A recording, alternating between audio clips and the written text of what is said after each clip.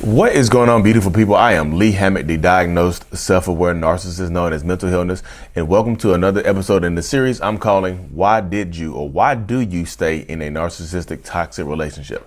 Episode 1, part 1 was about religion, how religion keeps you in a relationship. Episode 2 today is about fear. Fear keeps you there with a narcissistic person. Fear can keep you there. Like literally, y'all. Fear, being scared of leaving, the fear that the narcissist has instilled upon you. There's different levels of fear that keeps you in a narcissistic relationship. Like it really is, y'all.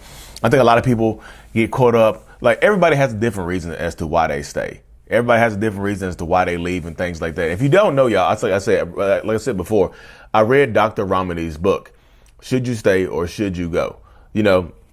And she did this list. She said this whole list of why people decide to stay in relationships with narcissists. And like I said, I decided to break it down from the narcissistic perspective, to give it to, to help survivors and people out and things like that. So fear, being scared, y'all, fear. The lack of courage sometimes, because fear is not the absence of courage.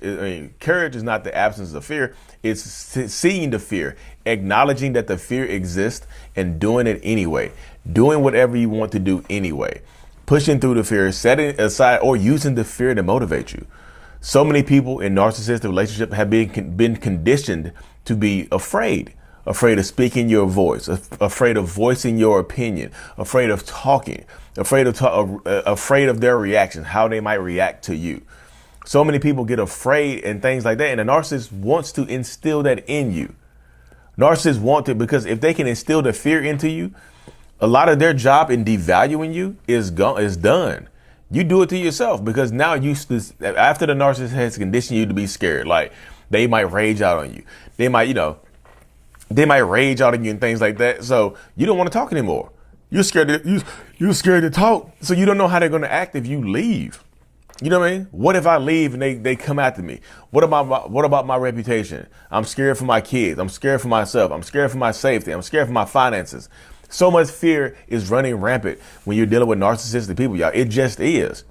That's one of the things how it goes, though, y'all. So much fear is running rampant. Like you're scared to leave because you don't know how the narcissist is going to act. Make a plan to leave. If you want to leave a narcissistic person, leave as safely as humanly possible. You don't have to tell them. Like when my wife, I tell this to people. When my wife left me in 2020, right when the pandemic started, right before the pandemic, she didn't tell me she was leaving. I just came home one day and she was gone. And yes, y'all, she's back now.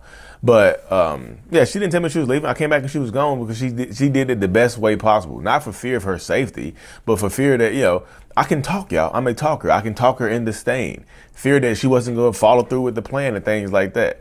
Fear that, she was going to stay and be trapped. You know what I mean? So a lot of people get do it. If you're going to leave, do it as safely as possible. But like some people get scared, but like they don't know how the narcissistic person is going to act. Especially if they're violent. If they have a history of violence towards you, then you don't know how they're going to act. You don't know what they're going to do to you, do you? You have no earthly idea what they're going to do, how they're going to react. So you stay there in fear of your life, which is understandable. And a lot of some narcissistic people will hurt you. They actually will. Because if they got physically violent in the relationship before and you haven't told anybody, what's stopping them from chasing you down, hunting you down if they know where you're going to be at, and harming your kids and things like that?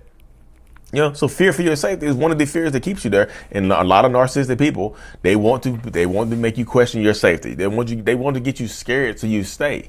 You're not staying for love. You're staying out of fear now. You don't know what's going to happen to you. Like if I leave, I don't want them to chase me down and things like that. So fear for yourself, fear for your safety. That's one of the fears that keeps you there. Fear for what's going to happen to the kids. You're scared of the kids. Like, if you have children, you got a co-parent or parallel parent, you're afraid what they're going to do to the kids. They never really spent time with the kids before. They never really showed any interest in being a parent. Now they're fighting you for full custody. What if they take me to court and fight for full custody? What if they get full custody because I haven't worked in years? What if? Those fears, that what if statement right there, keeps you scared and keep you from moving forward. It does. But so it does. Fear can cripple you. The fear of what's going to happen to the kids. Fear of finances. If you haven't worked in years, that's going to keep you there. The narcissist has financially abused you. You know what I mean? Because you haven't worked in years, or you work but all your money is tied up with them. Y'all have joint bank accounts. There's so much stuff to separate. You don't know how they're going to do that. So it's just easy to keep things the way they are. You're scared of how things are going to go. Maybe they'll leave you with nothing. You know what I mean? Another fear of your reputation, fear of the smear campaign, fear of what they're going to say to other people. You know what I mean? That fear keeps a lot of people there because, like I said, a lot of times narcissistic survivors and victims of narcissistic abuse and things like that stay quiet. You stay quiet, you keep it to yourself because sometimes you're embarrassed, sometimes you're scared to tell other people, you know what I mean? But you keep it to yourself. So if you decide to leave, people are going to ask you why. Why'd you leave? And you're going to tell this story, but you never told anybody this before. So some people might not believe you. So fear of being alone, or your reputation, fear like people are going to cut you off. People won't understand what you've been through. People won't believe you. You know what I mean? And as, like I said, as a narcissist, that narcissistic person is working on instilling these fears into you. Sometimes directly, telling you what they're going to do. You know, you ever leave me, I will hunt you down, right? You know, if you ever cheated on me, I would take your life, right? That's like a death sentence. You know, if you took my kids, I would hunt you down, right? You know, if you did this, they tell you this. Some of them tell you this directly to your face to get you scared to leave, to paralyze you, to cripple you, to make you, to make it so you don't act, so you won't act, and things like that. And it happens so often, y'all. It really is sad because a lot of people get scared. But like Eric Thomas says, use that fear use the fear as a motivator.